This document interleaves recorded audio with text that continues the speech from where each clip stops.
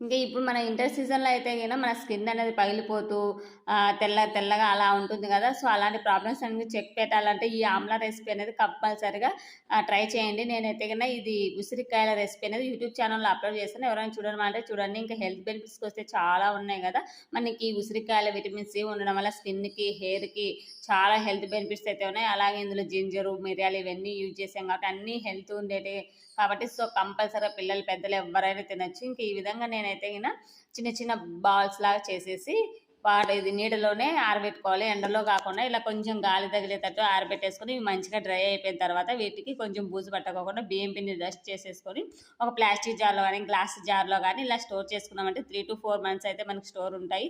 రోజు కొంచెం ఒక స్పూన్ తిన్నామంటే గన చాలా మంచిదనమాట. మన హెల్త్‌కి గానీ, ఆరోగ్యానికి గానీ. సో, నేనైతే గన ఈ విధంగా వీడియోలో చూపించిన విధంగా అయితే స్టోర్ చేసుకున్నాను ఫ్రెండ్స్. ఫుల్ వీడియో అనేది యూట్యూబ్ ఛానెల్ ఉంది. ఇక్కడ లింక్ చేస్తాను. చూడండి అంటే ఎవరైనా చూసి ఎలా ఉంది ఏంటి అన్నదైనా కామెంట్ బాక్స్‌లో కామెంట్ చేయండి ఫ్రెండ్స్. ఎలా అనిపించింది ఉసిరికాయతో ఈ రెసిపీ అనేది కంపల్సరీగా నాతో షేర్ చేసుకోవడం మర్చిపోవద్దు. మరో వీడియోతో మళ్ళీ కలుసుకుందాం. వెళ్ళేటప్పుడు కాస్తంత లైక్ చేయండి ఫ్రెండ్స్. Bye bye.